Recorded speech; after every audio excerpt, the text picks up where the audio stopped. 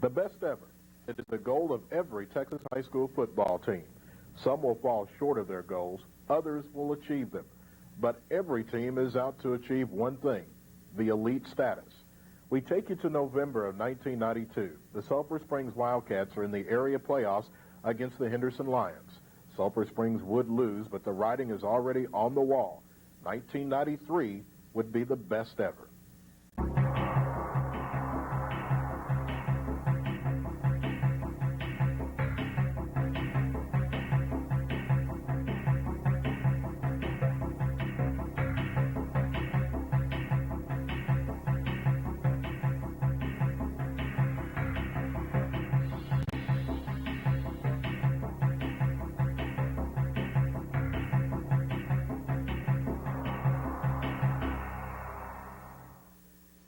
A year and 2 weeks later, the Sulphur Springs Wildcats are taking on the Waxahachie Indians, the #1 ranked team in the state and defending state champions. It's the Region 2 finals at Texas Stadium in Irving. Bruin again on the quarterback sneak. Touchdown!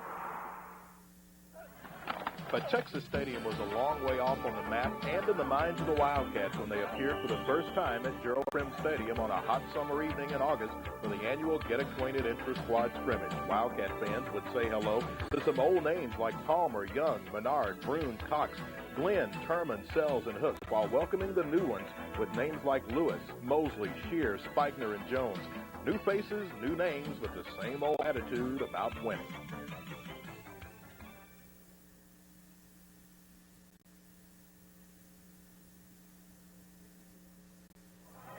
On the wingback reverse, Mosley to the left side to midfield, down to the 40, down to the 30, to the 20. Reverses, comes back to the 10, to the 5, touchdown. Roderick Mosley, number 8, electrified the crowd with a 52-yard run on the third play of the game. The 150-pound junior would be a major contributor in 1993, thrilling crowds both home and away with his open field expertise. The way we ran is Brendan Sells, he pulled, and I just get behind this block, get to the outside. Basically, my speed done the rest. Leading 22-0 in the second quarter, number 4, quarterback Shelby Brune, showed Wildcat fans that he was more than capable of replacing superstar Damian Bell. Brune passed for 3 touchdowns against Lindale, including this 17-yarder to junior split-end Tyson Sims, number 25. The Wildcats hold Lindale to 85 yards of total offense and dump the Eagles 50-0. It was a good start for us because Lindale had expected their best team, and the fact that we jumped out on them quick, and they just made it a good way to start the season.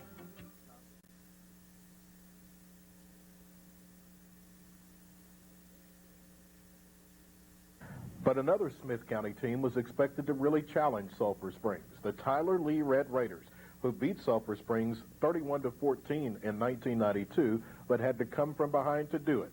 The Red Raiders were out to prove that 1992 was no fluke, and they really were the better team. Tyler Lee, when they beat us the first year we played them, and then went down there and were getting beat the first half, but come back and beat them. That was a real important game to me. Early on, the Red Raiders proved to be explosive. They drove 60 yards after the opening kickoff to score, and then converted a botched Wildcat punt into a 43-yard field goal. Trailing 10-0 after one quarter at Rose Stadium, a place that had not been good-hearted to Sulphur Springs, things looked bleak. But the Cats would get back in the game in the second quarter. After taking over at the 35, Brune hit Sims for 12 yards, and later fullback Brian Menard, number 34, would ramble for another 18. The drive stalls, and the Cats settle for 21-yard field goal by Eric Bailey. 2 plays into the third period, Menard would set the tone for a big second half. Menard breaks it to the 35, over the 40, a foot race at midfield. He's gone. Menard is down to the 20, to the 10, and he'll go all the way for the touchdown. Menard, who had a key fumble in the first half, more than made up for it with his 74-yard burst. That tied the game at 10, and the Wildcats then went to work putting Tyler Lee away. On the roll that night, we come out, and I don't know what Tyler was thinking, but I don't think they were ready for us, and we come out and kind of jumped on him. Pump one, throws for Tyson Sims in the end zone. He caught it. Did he catch it with his feet inbound? Oh, what a catch! A beautiful catch by Tyson The Sims. hitch and go to Tyson Sims covers 18 yards as he burns Hassel Jones in the back of the end zone.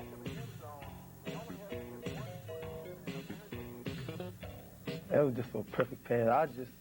I knew I can get open, but Shelby just put a good pass in there. The Wildcats scored the final 26 points and shocked the Red Raiders 26-10 and proved that the 1992 strong showing was no fluke. You did what you set out to do. That's very, very important that you take this right. You know how you did it. You don't brag about it after you did it. What we talked about the first thing. If we do it, you're going to shake your hands and get ready for the next one. Very, very important, man. You don't brag about this at all. The Wildcat program under James Cameron has been one of the most successful in the state of Texas. Sulphur Springs has won the district championship the last 5 years, including being ranked number 1 in the state in 1991 before losing in the state playoffs. Coach Cameron has proven to be a player's coach as well as a great motivator. However, he does have his lighter moments. For example, the taping of our weekly radio pregame show just before the Greenville game, as I tried to build up the winless Greenville Lions. I know that you certainly can't take Greenville for granted. They are 0-2 and have only scored 7 points against you in the last 2 years, but they're still a high school football team. Well, see. Don't want to put any added pressure on you.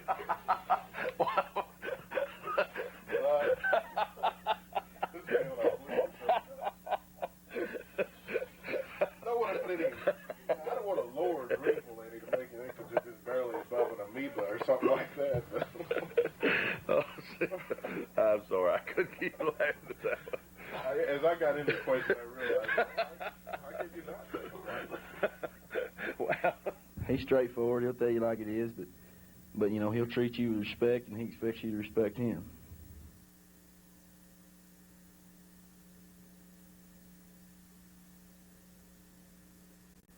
Sulphur Springs and Greenville met for the 17th time on September 17th at Gerald Prim Stadium. Much like Lindale, Greenville had not fared well against Sulphur Springs. The Lions show that they were a much improved team, but still were no match for the Wildcats. Brian Menard scored the first touchdown of the game on the Wildcats' opening drive as he breaks up the middle and picks up a key block from number 24, split end Ryan McKenzie. It's a 44-yard run. Sulphur Springs continued to pour on the points and finally ended it with a 66-yard Roderick Mosley interception. Is intercepted. Picked up by Roderick Mosley at the 35, up to the 40, to the 45 to midfield, down to the 45. Mosley will take it all the way down to the 20, to the 10, touchdown. The Wildcats dust off the Greenville Lions 35-0.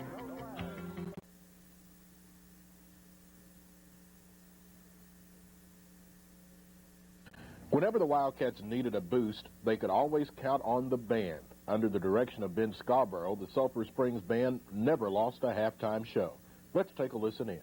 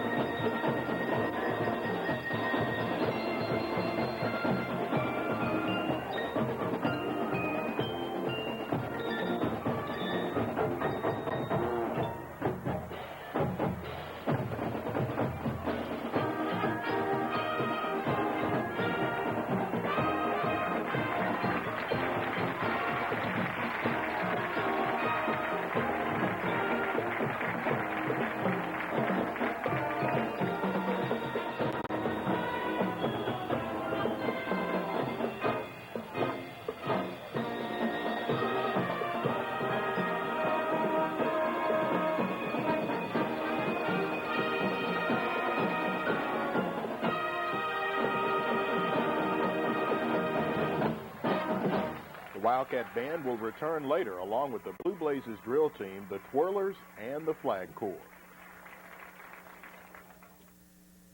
The next team that wanted a piece of the Wildcats were the Terrell Tigers, but they should have listened more to that old phrase, be careful what you wish for, you just might get it.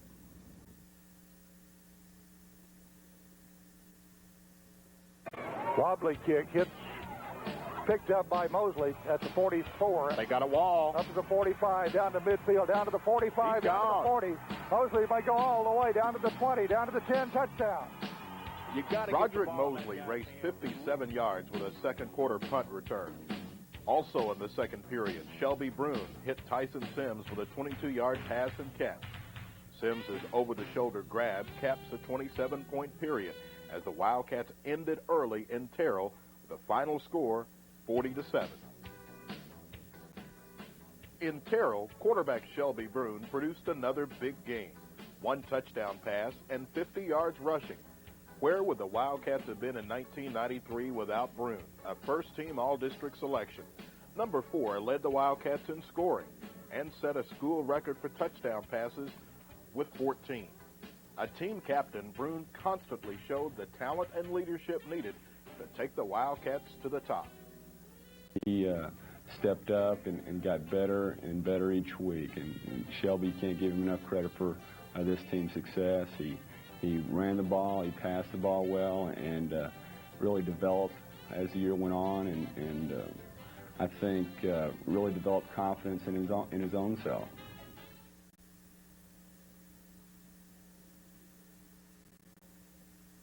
The 1993 homecoming queen is Rico Alexander.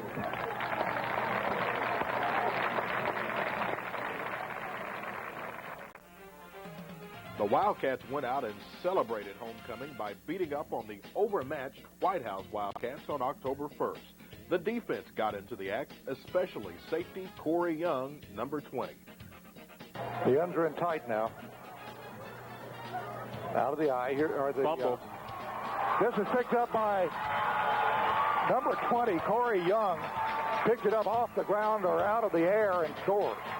I think he picked it up off the ground, Dick. You could see that the ball came up and everybody looking on the ground, and then here comes Corey Young, and he just picked it up and ran it into the end zone. Well, actually, I really didn't catch that in midair, but when we looked in the film, it looked like it, but I think it was Quasi. He went in and he made the play and hit the guy in the ball. Just hit the ground and popped up into my arms. I just went straight to the end zone. White House, running an ultra-conservative wishbone offense, could get nothing going. With not even the hint of a passing game, the Wildcat defense simply sat back and waited for their prey to come to them.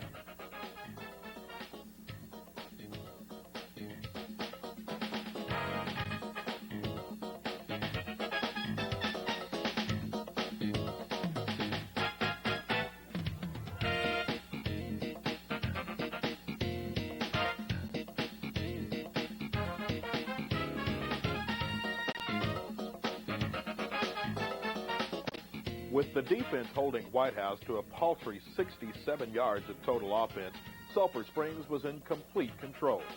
Young sealed the 37-0 pasting of White House when he stepped in front of this Richard Crowe pass and raced 47 yards for his second touchdown of the night, as the Wildcats win going away on homecoming night. If I look back throughout the year, I thought White House did the best job defending us as anybody that we played until late in the year in the playoffs. I thought White House had a great plan for us and really did a good job against us.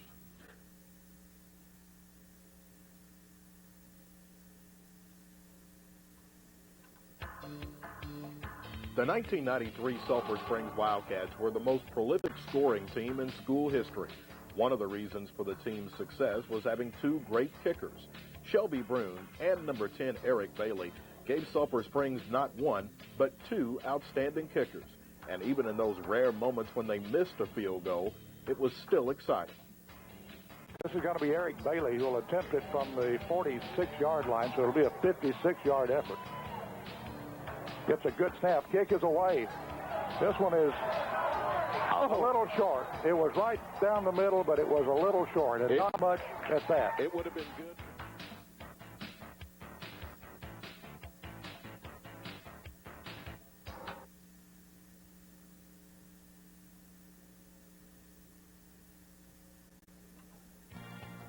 The Sulphur Springs juggernaut entered the District 14 4A race undefeated at 5-0 and the favorite to once again claim the crown. The defense of their title would begin in Texarkana against the Texas High Tigers. The Tigers were always a dangerous team. You just kept waiting for them to explode. But in this game, Sulphur Springs wasn't waiting around for anything. After Roderick Mosley returned a punt to the Tiger 39, the Wildcats went to work on a most fruitful first period. Brune looks for and finds Corey Young open in the corner of the end zone for the first score. Still in the first period, the Tigers failed to cover the ensuing kickoff. Kendrick Mosley makes the gobble-up grab for the Cats, and Sulphur Springs immediately makes the Tigers pay for their first mistake. Mosley runs a reverse for 13 yards and is hit late out of bounds. On the next play, tailback Mike Cox, number 43, takes a pitch from Brune, gets a block from Tyson Sims, and races 9 yards for the touchdown. It's a 21-point first period that ended the competitive phase of the football game before some fans had even arrived.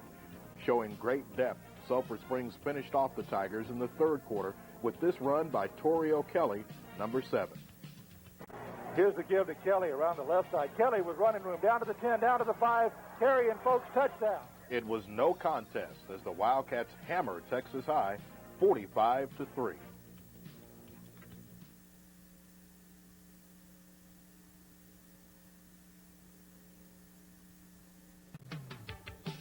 When you're the toughest man on the block, eventually somebody's going to come along and try to knock you off. Enter the Mount Pleasant Tigers, a team loaded with talent on the offensive side of the football.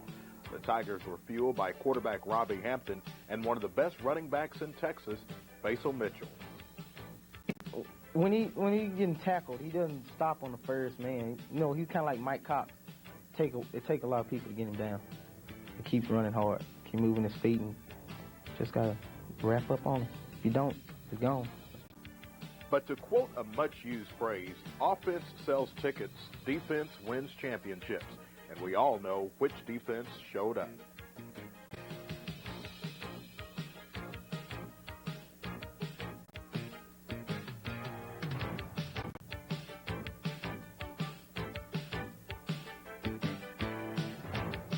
The previous week against Liberty Ilo, Mitchell galloped for 220 yards. But on this night at Gerald Prim Stadium, he was reduced to nothing more than a spectator as the Wildcat defense held him to 84 yards on 23 punishing carries. But the Wildcats were not doing much better in the first period until fullback Brian Menard gave the team a much-needed charge. Here's a give to Menard. Menard up to the 30, still on his feet at the 35, to the 40, to midfield, on his feet at the Tiger 30-yard line, and finally taken down at the 25. And it helped out then because, you know, if we couldn't have moved the ball then, we might not have been able to the rest of the game. But, you know, he called my name. Somebody's going to do it. That play could have been the play of the season because we were deep in our own territory, and if I'm not mistaken, we were behind at that time. And, you know, momentum had definitely swung their way. Menard's dramatic run on 2nd and 28 led to the Wildcats' first touchdown of the night in the second quarter and tied the game at 7. From there, like a sleeping giant, the Wildcats arose and turned the game upside down. In the waning moments of the second period, Brune finds Tyson Sims at the goal line. The junior split in gives the Cats a 14-7 halftime lead. In the third period, Brune finds Mosley behind the secondary for 36 yards and a 24-7 lead. But the exciting Mosley wasn't nearly finished. As time was running out in the game, he furnished one of the most exhilarating plays of the year. Hampton throws deep. Intercepted. Picked up by Mosley. Mosley takes it down the left side to the 20. Down to the 10. Still on his feet. Cuts it back. Goes for the goal line. Touchdown! As time expired. With no time left on the clock. Playing Mount Pleasant, they had a lot of guns and so forth. I felt like we just came together there fully as a group and dominating a quality running back like Basil. The 37-15 victory gave the Wildcats what appeared to be an adequate hold on the district crown.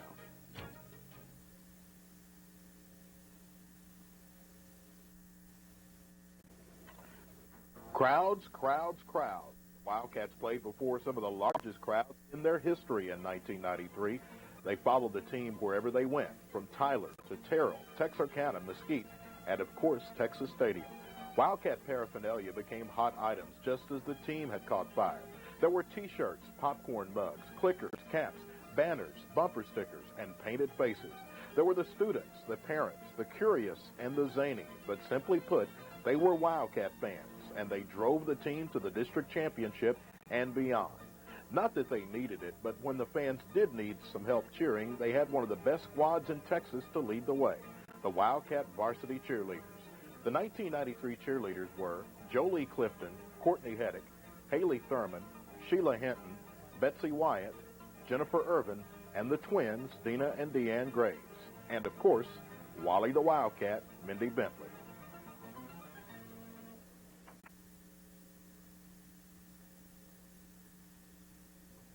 A team needs a challenge. They become complacent or overconfident. Teams need the ever-popular wake-up call. The 1993 season had one stumbling block, Liberty Island. The Sulphur Springs Wildcats went from being the hunter to the hunted. The writing was certainly on the wall. The Leopards desperately needed a win to keep their playoff hopes alive. The Wildcats, meanwhile, were in something of a driver's seat. On what simply was a strange night on an even stranger field, the Wildcats got their wake-up call.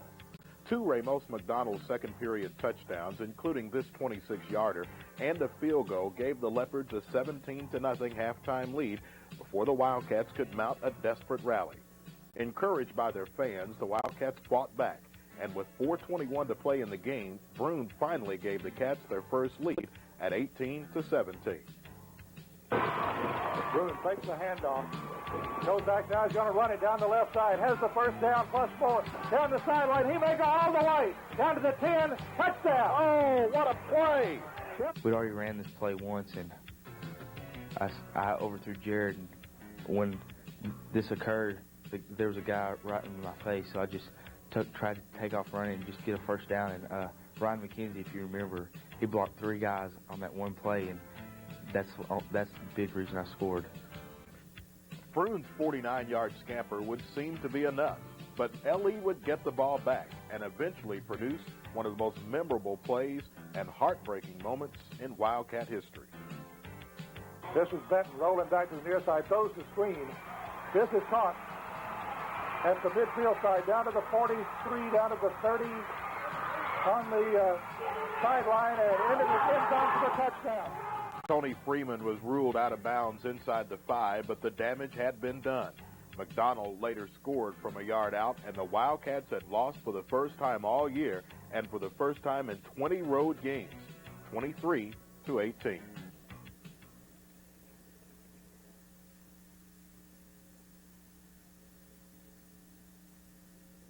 The Wildcats responded to the Liberty ILO loss in predictable fashion by blowing out whoever stood in their way.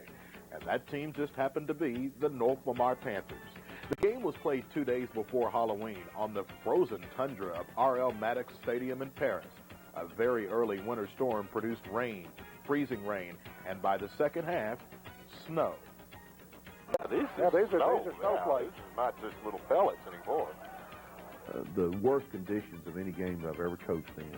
And I was talking to Coach Hope before the ball game. He said he'd never coached a game with that kind of conditions either. It was terribly cold. It was freezing rain, ice, snow, wind blowing 25 to 35 miles an hour out of the north.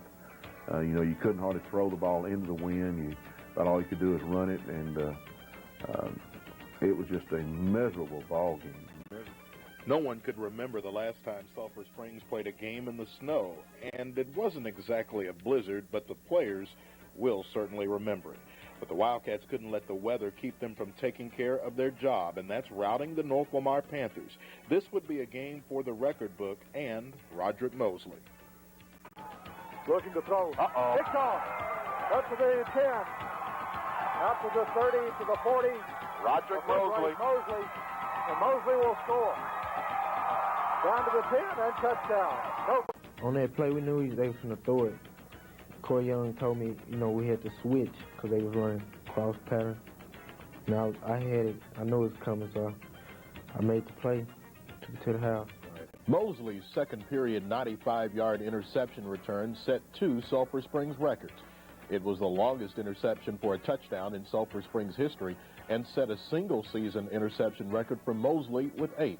Sulphur Springs scored a season high in points with 57 as they put North Lamar in the deep freeze 57-0.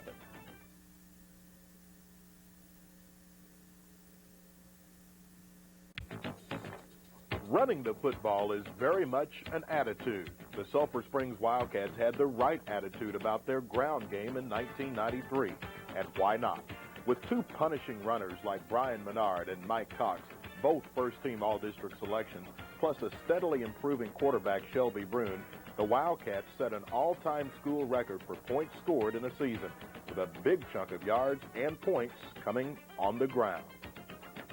You know, going in, Coach Cameron's philosophy is he wants to have a real sound, strong running game, and that's the way it's going to be. And so once you know what you want to do, then you can focus your efforts in that direction. And naturally, you know, we threw the ball well enough to try to keep people from just stopping the running game. But going in, you know, I tell those offensive linemen and the running backs know it too, that we're going to run the ball at them, and we've got to be successful. And if we are, then we'll have a good chance of winning. Menard finished the year with 1,157 yards rushing, and Cox added a bruising 1,259. The Wildcats also received rushing production from Toriel Kelly, Matt Roseman, number 23, and Stephen O'Neill, number 45. As a team, the Wildcats averaged 5.2 yards every time they snapped the ball. Sulphur Springs also scored an amazing 50 touchdowns on the ground. The Wildcats averaged 252 yards rushing per game, and that was more than enough to both occupy the clock and erode opposing defenses. Well, we're happy we broke a lot of records. I know we came pretty close to a lot more, but, you know, we didn't get those. We would have liked to get those, but we're proud of the ones we got. The Wildcats needed to. They found plenty of success through the air as well. Brune became one of the most successful quarterbacks in Sulphur Springs history, passing for a school record 14 touchdowns while setting a record for most completions without an interception. His favorite target was the tall and talented Tyson Sims, a first-team All-District pick at wide receiver who always seemed to make the big catch when needed. Sims caught 27 passes and scored 5 touchdowns. Well, I didn't really know he was going to depend on me to make the big catches and all that, but no, I had a pretty good idea that he was going to choose me. I didn't really know. When defenses took Sims out of the game, Brune could always count on senior tight end and captain Jared Moffitt, number 88, another first-team All-District player.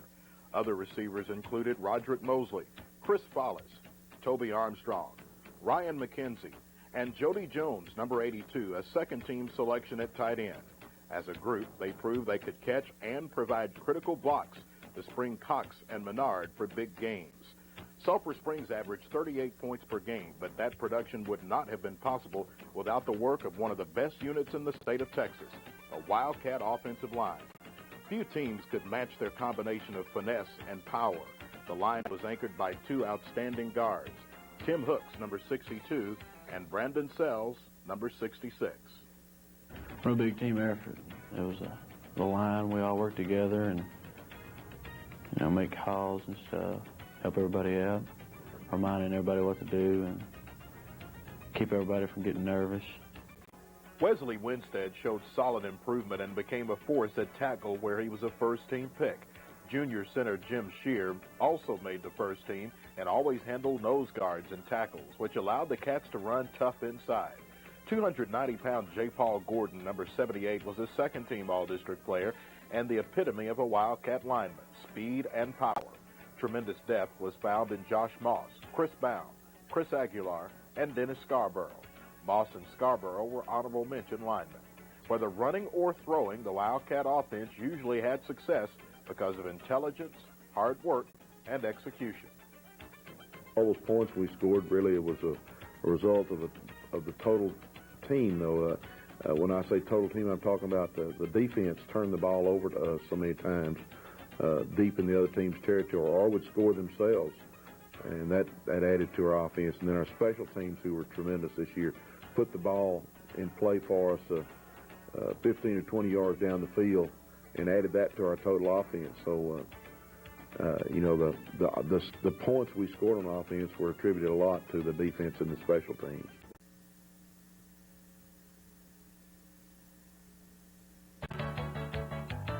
Paris and Sulphur Springs should always count for something. In 1993, a playoff spot could very well ride on the outcome. If Sulphur Springs wins, they win the championship, provided Liberty Ilo loses to Texas High. The Wildcats went out and more than took care of their end of the bargain. Bruin spins, pitches to Mike Cox around the right side. Cox down to the 35, down to the 30, down to the 20, 10, touchdown, Mike Cox. Mike Cox, running with tremendous zeal since the Liberty Ilo loss, provided the big punch for Sulphur Springs. He scored 2 first-half touchdowns. The Wildcats held Paris to a paltry 112 yards of offense and rolled over the Lamar County Wildcats 52-14. And when the news came that Liberty Ilo had indeed lost, Sulphur Springs knew they could celebrate their 5th district championship in as many years. I want to do everything my senior year, you know. It's been my last year, and, you know, I'd like to get farther than everybody else, and we did. That was nice.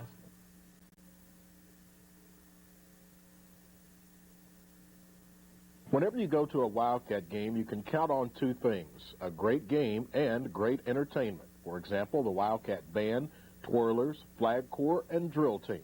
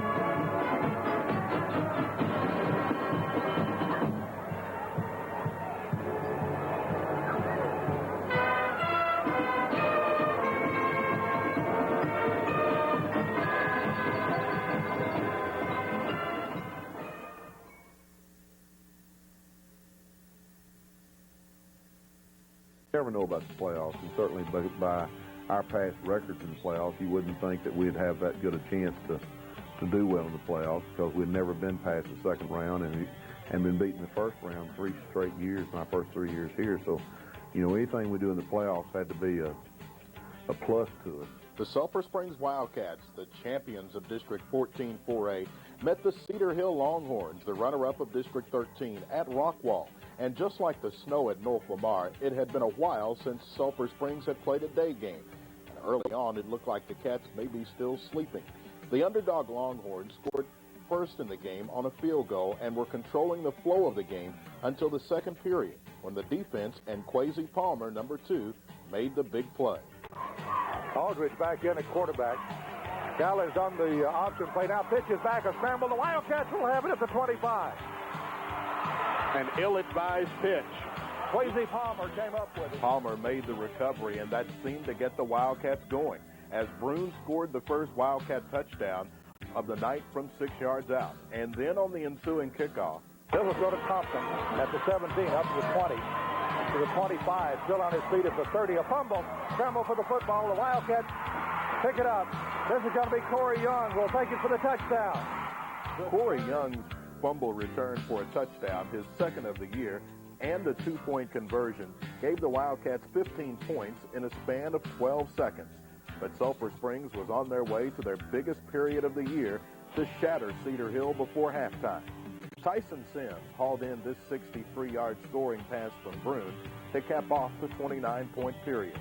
The statistics were close, but the game wasn't. Sulphur Springs beat Cedar Hill 43-17 in the bi-district playoffs.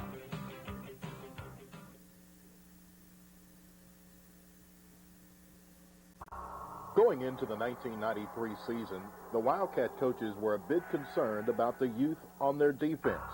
They needn't have been worried. The Blue Wave defense shut down opponents with astonishing effectiveness for 14 straight weeks, never letting up and taking no prisoners. The smallest unit was built on speed and formidable athletic ability. The Wildcat defense had the rare ability to stop the run or pass. Running backs seemed to disappear in a sea of blue and white jerseys. Quarterbacks never seemed to have enough time to throw and usually found themselves fleeing from the bandits out to wreak havoc. And when a pass was thrown, the Cats moved in either for the interception, breakup, or dish out the hit to the receiver that dared tread on their domain. Through 14 games, some very potent offenses could manage only 197 yards per contest. Sulphur Springs forced an astonishing 50 turnovers for a turnover ratio of plus 22. They gave up only 150 points, an average of 10 a game, and only 2 teams were able to crack the 20-point barrier all season. Of the Wildcats' 50 touchdowns, 10 of them were scored by the defense. Domination means holding an opponent to 28% success rate on third down. It also means that offenses could complete only 33% of their passes and score 17 third-quarter points all season. The defense featured a perfect blend of emerging youth and solid veterans.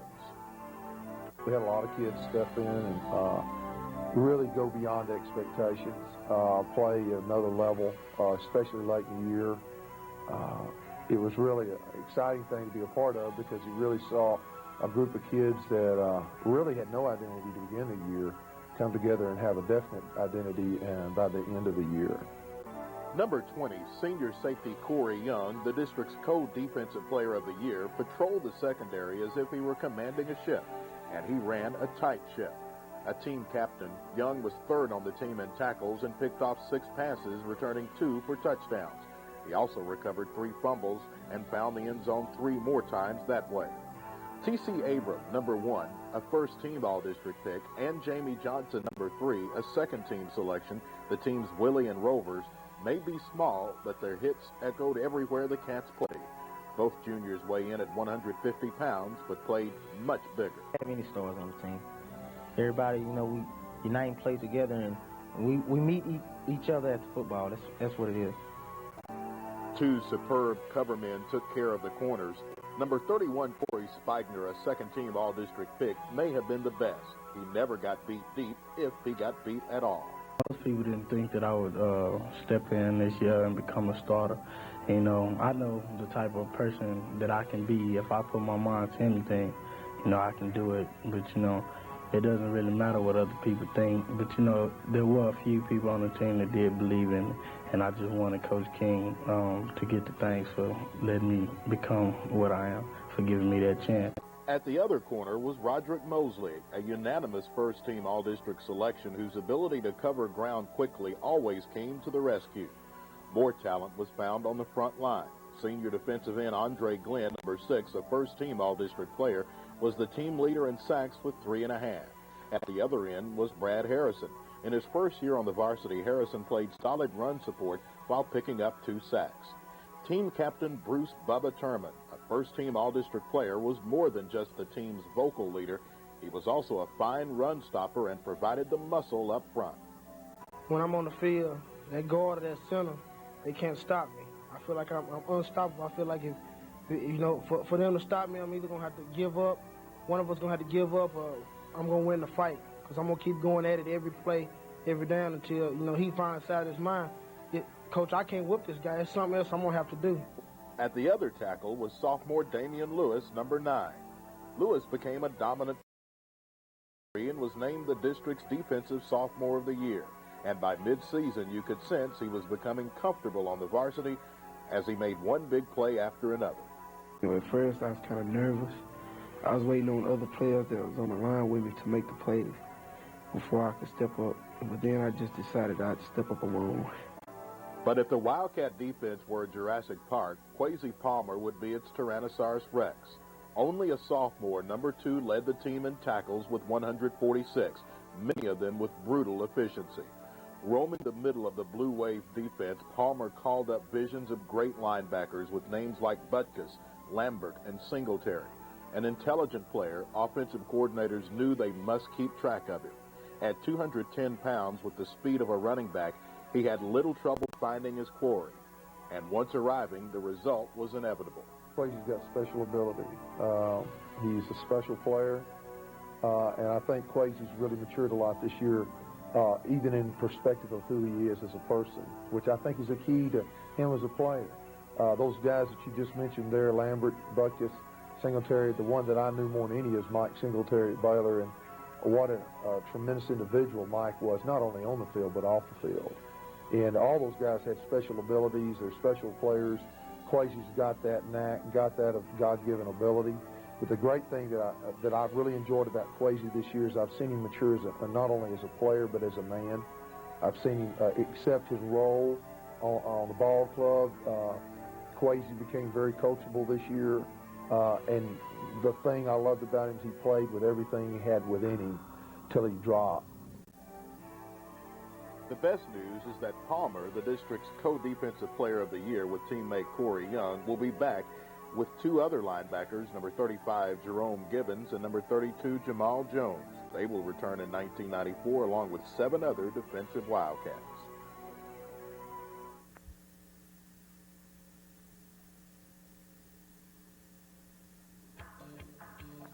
The Wildcat defense would get their heftiest test of the year in the area playoffs against the Jacksonville Indians at Mesquite Memorial Stadium. Jacksonville quarterback Randy McCowan had produced numbers worthy of all-state consideration. But against Sulphur Springs, he became just another quarterback on the run. McCowan back to throw. Being chased. And going to be sacked. A fumble. The ball is loose on the ground. Bruce Herman has it. Down to the 40. Down to the 30. To the 20. But they're going to call it down way back up the field. I remember when we went to practice at the field on Wednesday. Coach Daniels he was telling me, he was saying, you know, the last touchdown we scored in the stadium, a defensive tackle scored in 1985. So, you know, when it all happened and the ball popped out and I saw it, I just took off running towards it. And I just picked it up. And when I picked it up and started running, you know, I said, yeah, I'm going. I'm not going to be caught. I kept turning around and looking around to make sure there was nobody behind me. I got to the end zone, you know, they called it off. And it was a disappointing thing, but it's really all fun all together because, you know, once I got to that end zone, you know, running with all them pass zones pretty fast, I was kind of out of breath. Bruce Terman's rumbling, bumbling, stumbling run was called back, but the senior captain simply asked his friends on the offense to get the touchdown back, and they more than obliged. Toby Broon calls the signal, pitches back to Mike Cox around the left side. Cox up the midfield, down to the 40, down to the 30, to the 20. A foot race of the 10, touchdown. 55 yards. The Mike Cox touchdown run came on the next play after Quasi Palmer had stuffed a fake punt. And by the time Shelby Broon scored in the fourth period, the game was over. The Wildcats exposed Jacksonville as a one-dimensional team. With their pass-happy offense grounded, the Indians' overmatched defense was roasted by a hot Sulphur Springs offense. The Wildcats scalped Jacksonville 41-9. I think being Jacksonville was the biggest moment of the season for me because I think everybody had their best individual game all year, everybody, and I think as a team we played the best we'd ever played. Mount Pleasant was an awful good game, but I don't think anything could top this.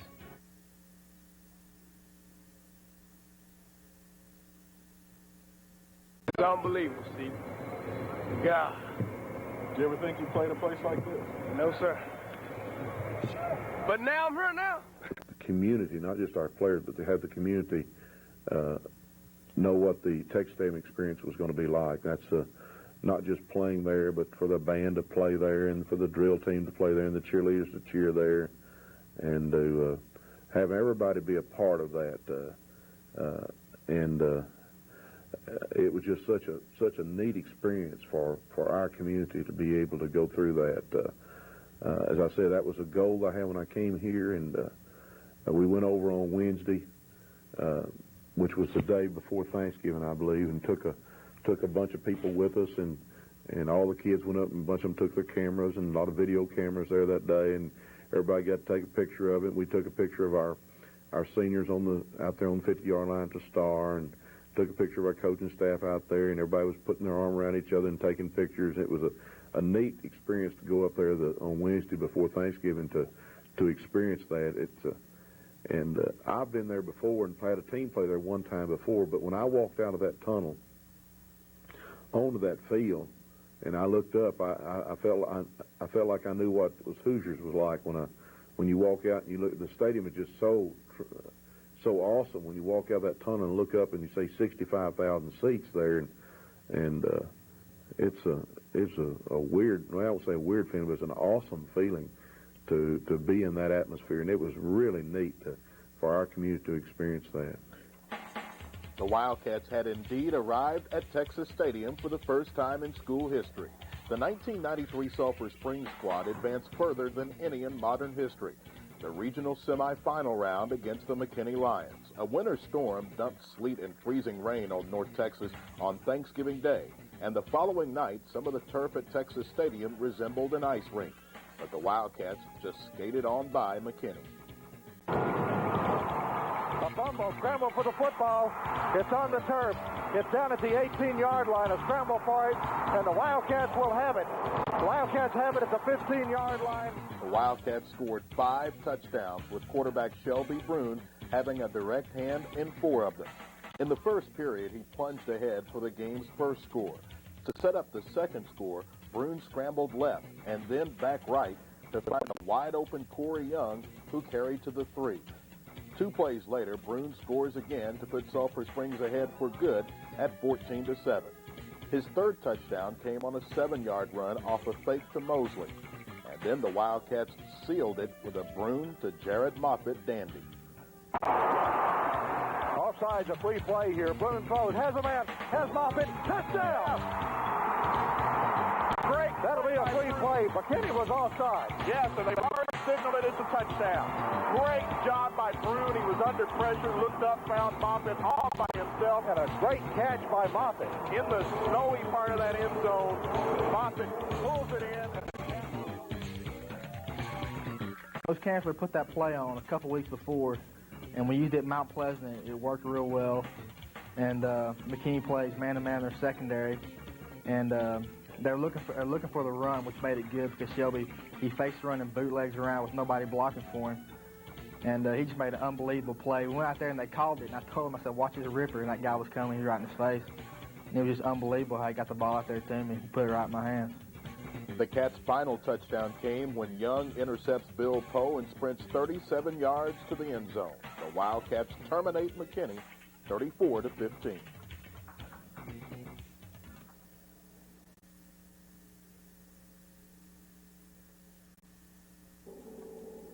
And so we have come full circle, from the hot days in August to the snowy nights at North Lamar and Texas Stadium.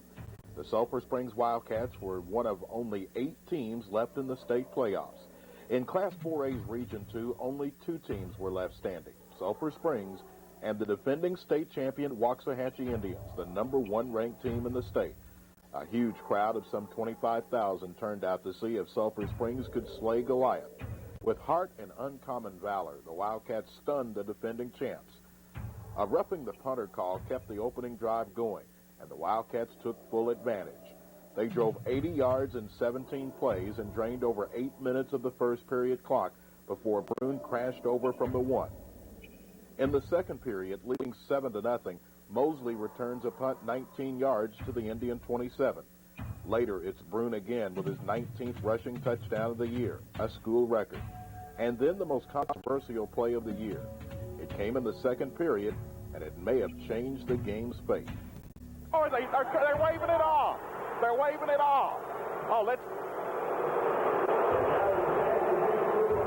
they waved it off. They're saying no. From there, Waxahachie started getting back in the game. But still, the Wildcats led 17-13 at halftime. The Indians scored 15 third-period points to take their first lead, which grew to 11 in the fourth period before Young intercepted Corey Porter to get the Wildcats comeback going. Here's the screen up to Cox. Mike Cox gets down to the 45, down to the 30, down to the 20. Mike Cox at the 10. He'll score. Touchdown. Things looked even better when Sulphur Springs recovered the onside kick at the 49. but time was not on the Cats' side as Waxahachie escaped with the 28-23 win, leaving Sulphur Springs just 2 games shy of the school's first state championship. But the loss does not diminish the tremendous success of the 1993 team, a team that set 13 records and another individual mark at 8, a team that, despite not being ranked in the top 10, took the number 1 team down to the wire, a team that captured the hearts and minds of a community and rallied them like never before, and a team that has a wealth of talent returning in 1994, which could be a most special year. It's a team that can lay true claim to the best ever. I coached a lot of football teams in my life, and this football team was probably the most gratifying any I've ever coached. And if I never coached another game, or if I were to die tomorrow, this would be the team I'd want to close with, because this team gave so much of themselves. No stars, no superstars, just a bunch of kids that love each other, that care about each other, and played their hearts out. And so it was a great experience, and I'm very proud to be called their coach.